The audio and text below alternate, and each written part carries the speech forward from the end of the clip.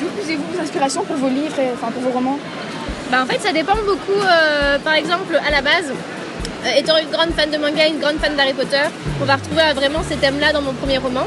Mais après, ça peut venir d'une image que je trouve vraiment super belle et qui m'inspire une histoire, d'une chanson aussi qui m'inspire une histoire, ou des fois, juste comme ça, je me balade et là, j'ai un flash et j'ai des idées de personnages qui naissent.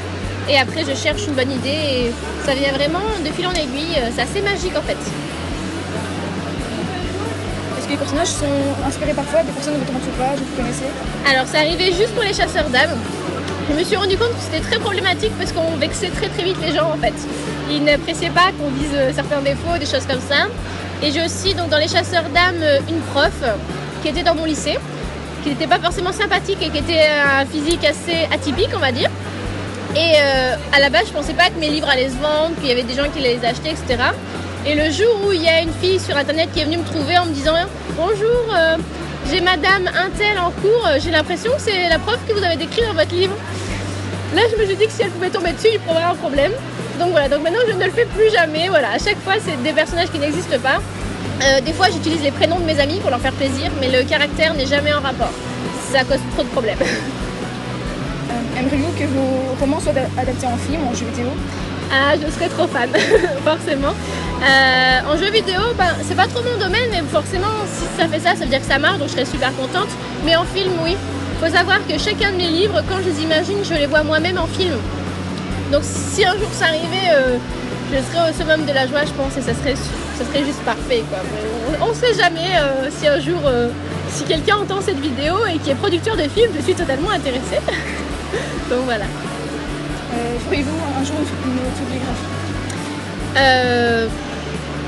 Quand j'aurai 99 ans peut-être. Voilà. Je pense qu'une autobiographie ça se fait vraiment qu'on a un vécu important parce que là elle serait pas très très grosse comme autobiographie quand même. Comment votre entourage a pris le fait quand vous avez commencé à être connu, que ce livre soit lu par plein de gens? Je pense qu'ils n'en ont pas conscience du tout en fait. Déjà quand j'ai dit que j'écrivais, je pense, déjà la réaction de mes parents, hein, tu fais ce que tu veux ma fille mais tu continues à aller à l'école. Merci papa.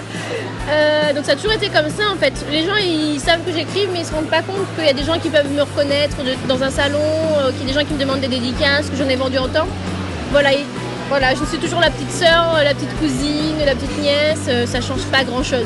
Sauf que quand ils ont mon livre à la maison, ils sont très fiers de dire ouais, ma nièce, ma fille, machin a écrit ça, sachant que la majorité l'ont pas lu.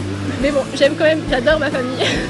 Ils m'ont soutenu dès le début et ça fait franchement plaisir. Surtout mes cousines qui en fait ont à peu près le même âge que moi.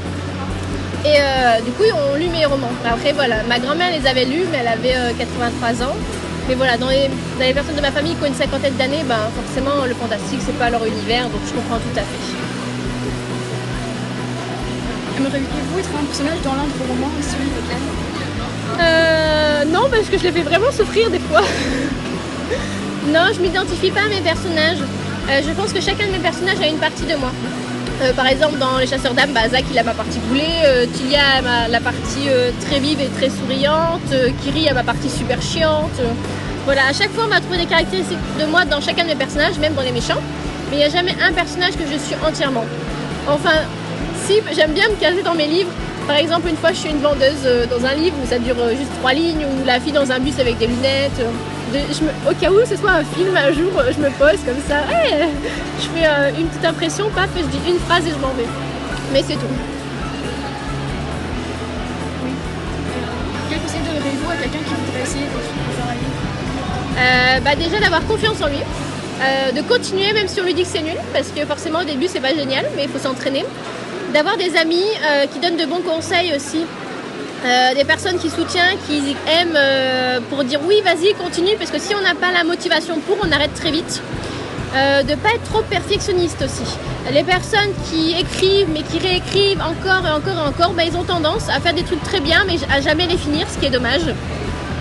Donc voilà, avoir des amis qui lisent, des bêta-lecteurs, avoir confiance en soi, continuer même si ça marche pas dès le début, vraiment se lancer et accepter les critiques aussi. Ne pas dire mon livre il est trop génial, ta gueule. Il y en a beaucoup qui font ça et qui n'acceptent pas les critiques, c'est dommage parce qu'ils vont pas s'améliorer.